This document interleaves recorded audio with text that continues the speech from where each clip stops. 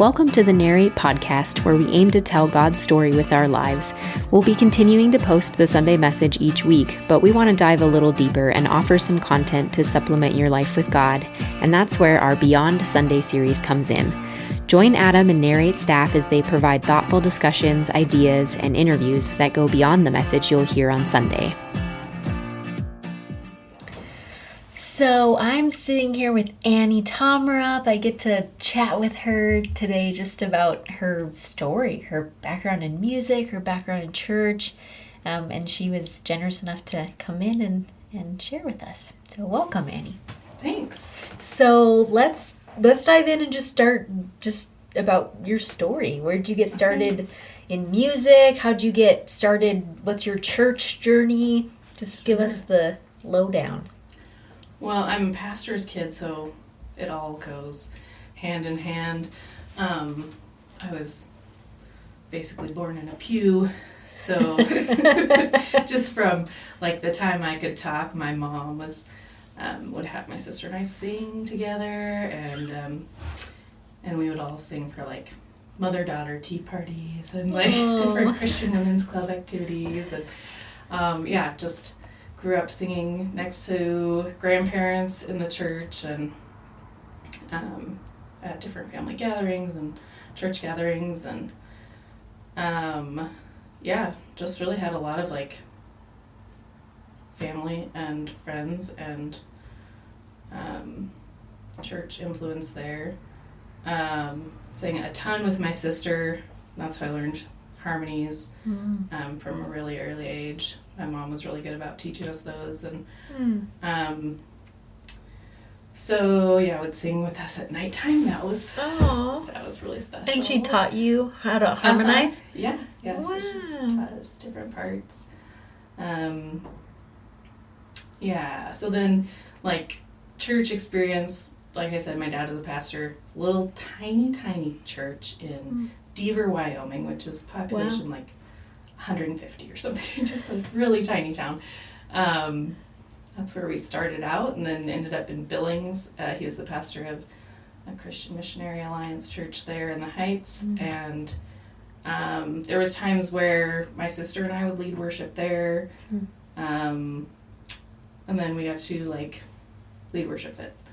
help lead worship at different camps and VBSs and all kinds of churchy things. Right. All the special services. Yes, exactly. Yep. We were in the special music days, for those of you who know what that is. Where it's like, here's this special song we're going to sing for you at the end of the service. Yep. My church did special songs. Yep. So sometimes we were the special music. Special music featuring Annie Tommerup. Yep. So definitely grew up singing like following, not leading. Sure. With my sister, and then when she moved out, it was like, oh gosh. Now it's you. Now what? So were you like ready for that, or were you like, no? No, it was definitely a like, oh, I don't even know what to do now. Because nobody's bossing me around. Sorry, Aaron, if you listen to this. Nobody's telling me what I should sing and when I should sing it. So it was an interesting journey of like finding ways to lead. Did you continue to lead music after she moved out? Yeah. Yep. So I led music with the youth group all throughout, and had the privilege of helping other kids figure out how to lead. And Wow. That's a pretty fun like mentor journey to kind of walk with people in that music space too. Yeah. It was really neat to be able to kind of see potential in people and really help foster that, and then have that fostered in me as well with a lot of different leaders throughout my life. That's so cool. Wow. Yeah. So music and church then have kind of always been linked for you. Yeah. Yep. It's always been a big part of my church journey, with the exception of like a couple of seasons where I stepped away for different life reasons. But, like babies. Big life reasons. Yeah. Understandable, Mhm. yes. Mhm. Okay, so then you were in that church space with your family of origin. Your dad was the pastor. Mhm. Did you ever move to a different church space? What was that kind of journey like? Yeah, so when I was, gosh, I think I was 15 or 16, my dad stopped pastoring that church, and we were kind of in a few different churches. He would sub-pastor for a lot of different churches, and then I just kind of kept leading music with my sister in youth groups, but we ended up at Harvest Church, and that's kind of where I attended youth group for most of my high school years, and helped with their music throughout that whole time. Wow. Yeah. What was your role on their worship team? I just sang. I've always just sang. Just. And always just was a support role. Okay. Mm-hmm. Yeah. Is that kind of where you feel comfortable? Is the supportive? For sure. Sure. Yes. Yeah, that makes sense. I can see that. Yep. In you, for sure. Prefer not to be the center of attention. What? Annie loves to be the center of attention. Like, if I could sing behind the curtain, I would do that. Like the Sunday we sang voice. Happy Birthday to You. Yes. That was just your favorite I just moment. wanted to die. It's like, can I crawl under the chairs? Yeah. So then, fast forward, how did you guys get linked up with Narrate? What was that journey? Well, so Adam was my youth pastor. So I had the privilege of leading music with Teresa during high school, and some kids ministry stuff. That was really fun. And then my husband and I were in like a 20-something group that Adam and Teresa led, and then that really became kind of the starting conversations for a church in Helena. And we just felt like that was what we were supposed to do, so we got to come up here with the whole crew, the OG plant crew. Yep, we got to be part of that, and that's been super exciting to watch how that's grown. Wow. Yeah, that's so cool just to be a part of that, like from the very beginning, those conversations. And I can't imagine, like, what was that discerning process like for you and Johnny? Well, it was super clear for both of us. Wow. We really liked Billings, and we didn't really see leaving there ever. But when Adam started talking about planting a church in Helena, we both just knew. We just had this feeling that is where we were supposed to be. So Wow. yeah, just That's pretty special. really cool piece about it. Yeah, that it wasn't this like moment of like stress or contempt. It was just like certain, and wow, that's really neat. So then I was gonna ask then how you got started on Bandit Narrate, but it's kind of like it was just a continuation. It was like a continuation. That's just always what you had done. Mm-hmm. Yeah, I think there was a brief, I don't know, I think it was probably a year or so where I stepped back from worship because I was just really disheartened by a lot of the performative stuff that I was seeing, and just really questioning some things about my faith, and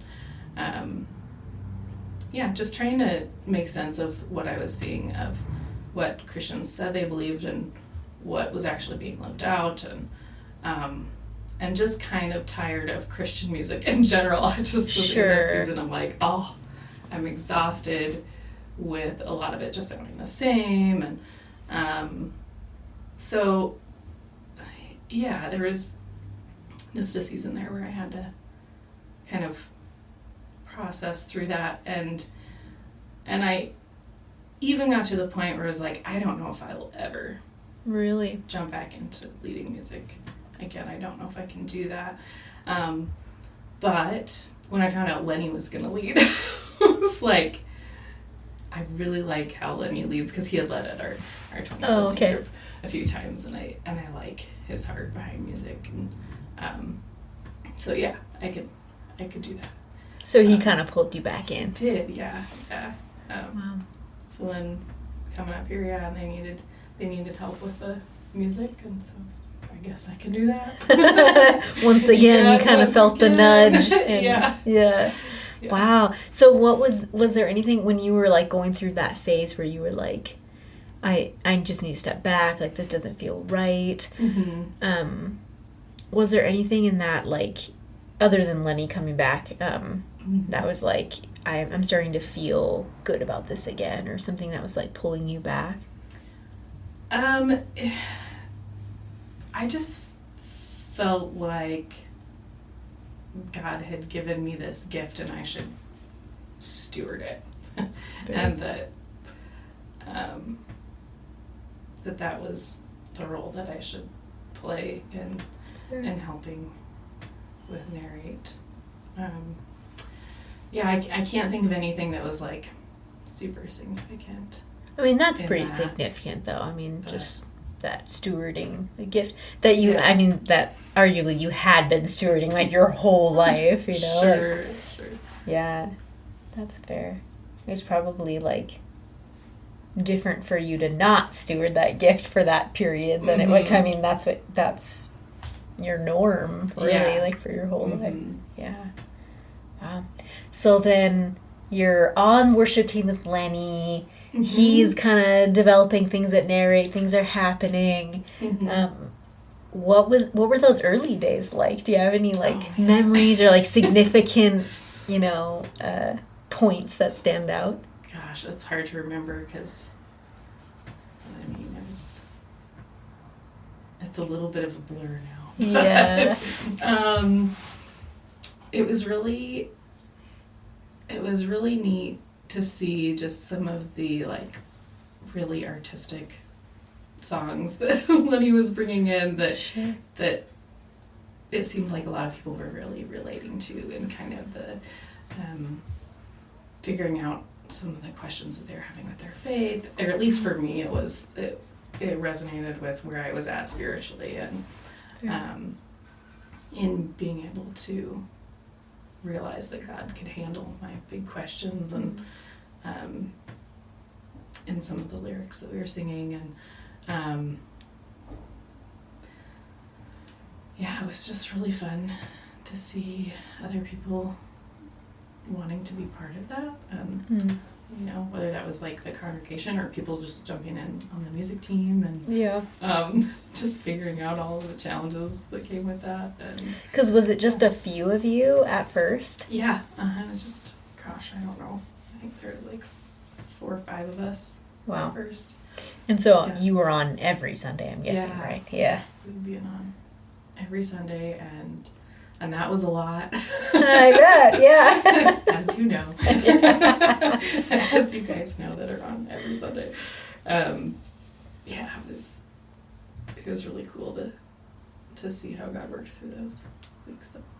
Yeah. And how it kind of coincided with your own spiritual time where, you were kind of stepping back, figuring some things out for yourself. And I love that reflection that you had of I just realized God could handle my questions and my I think that's really cool.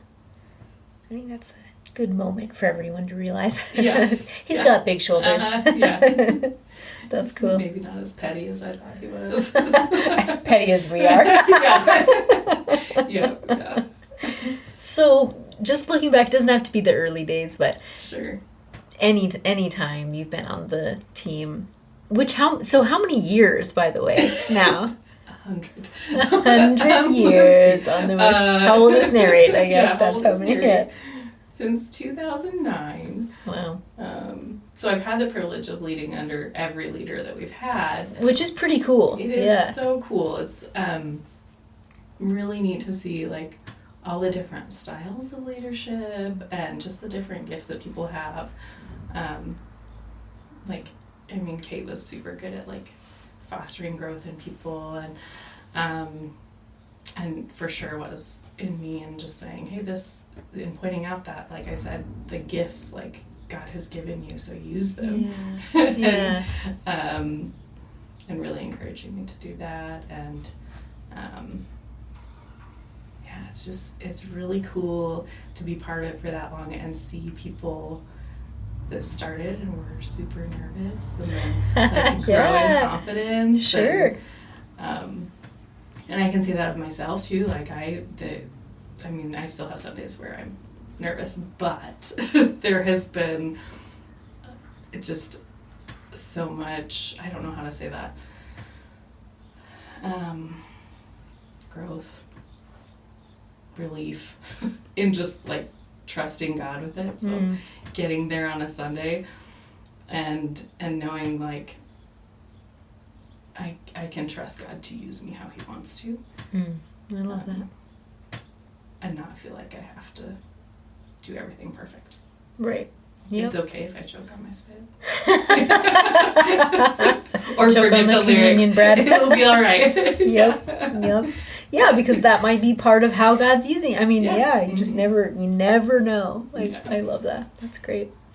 So, are there any like significant moments, memories, hilarious stories that you can think of over the years that have just been kind of like highlights for you?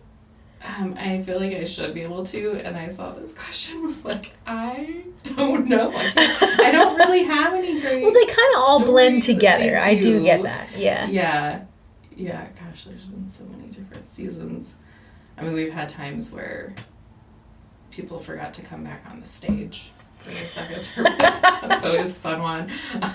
Or, never you though, right? Right, or no, actually I haven't. No, I forget plenty of things. That's not one of them. Don't give me a job to do because I will, 95% of the time forget to do it. But you will be back on the stage for communion. Yeah. So then let me ask you just about, music has always been a part of your life, especially in relation to just your relationship with God and your spirituality. When you're up there leading, what does that bring to your own spiritual life? Like, what does that give you? I love being able to encourage other people to worship God with their voices. I think there's really incredible neuroscience things that happen when we're singing as a group. And I just love that God has, I love that God has given us voices to use, whether or not they sound pretty. Like, I really do love that. Make a joyful noise. That he wants us to make our joyful noises to him. And when I'm leading, there's definitely this level of like accountability that I have to him because I'm in this public space, and I'm showing my adoration to God, and I'm setting an example of what I think that should look like. So then if I just go leave church and start flipping everybody off at every corner when they cut me off or whatever, right. That, there's just this level of integrity that I have to hold there, and I think that's really good for me. Sure. But there's this real dependence that I have on God too, to lead through me in that space, because I do not like to be in front of people, and it makes me so nervous. So just just for him to give me the courage to be in front of people is a good challenge for sure. For sure, and I love that. It's like you're willing to step outside of your comfort zone to follow a gift that God's given you and share that with people. I mean, like, that's really meaningful. Do you have the song or this question I did not give ahead of time? So I'm springing it on you. Do you have a favorite song that's really resonating with you right now? Whether or not we lead it or not, but just something that's really good question. Sitting with your soul. That Goodness of God song. I love that one. Yeah, because I've just found it to be so true. I always love King of My Heart. Yeah, King of My Heart. Wow, that took forever. That was one of those songs that I like. I think that Lenny had introduced to me, and the first time I heard it, I was like, I don't know that I like this song. What immediately did you not like about it? The claim that God was good. Like, I just wasn't sure about that at that time. Sure.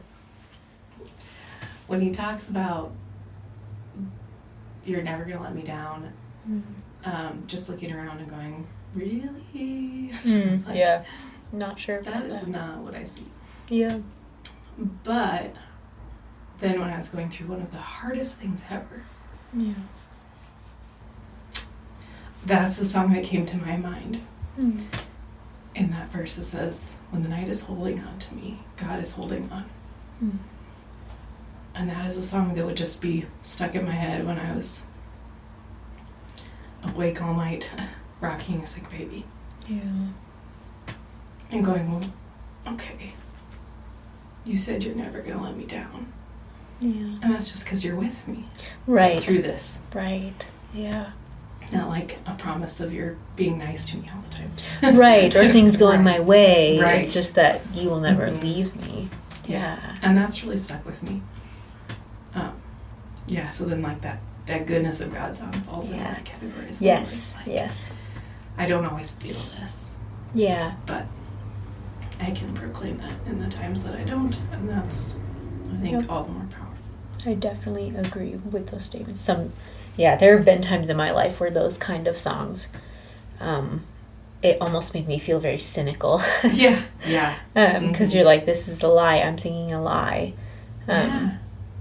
But there is something about like flipping it to be like, no, it's not because things go my way all the time and God gives me whatever. It's more because God exists and he created me and he's here with me, and he gave his only son to die on the cross for my sins, and like all of those things are just so huge that's the comfort and and that he stays with us in those moments. And when we're mad and sad and and we can say those things that like I'm not having a good time. Right. I'm looking around. Yeah. The world is a mess. Yes. So I'm not sure you're good. But you say you are, and I've experienced you to be faithful to me in those hard times. Yeah. Yeah, I agree.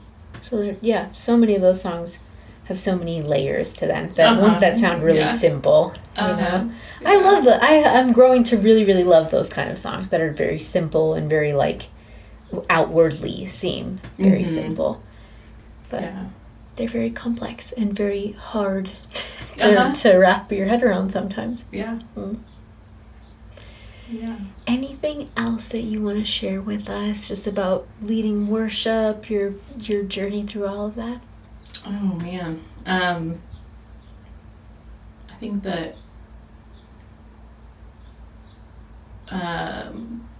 just having the opportunity to lead the band through a season where we didn't have like a central leader, but that was a huge challenge for me, and it was also a huge opportunity for growth, because it pushed me way out of my comfort zone to be the one in charge for once, and it helped me figure out hopefully how to communicate better with the band. But that was a huge season for me in just learning to depend on God, and to get to just pray over the sets and go, okay, God, what do you want us to sing this week? And really lean into that in ways where I think in previous seasons I had a pretty cynical attitude about that kind of like, well, I'm just over spiritualizing it, or you know, how do I know that that's really what God wanted me to do? Yeah, I don't know that I said that very well, but